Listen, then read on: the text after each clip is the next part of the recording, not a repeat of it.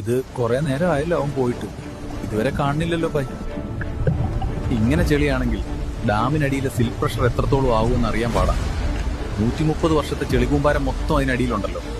Aquaman പറഞ്ഞു വെച്ച് ഡാമിനടി കുറെ അധികം ചെളിയുണ്ട്.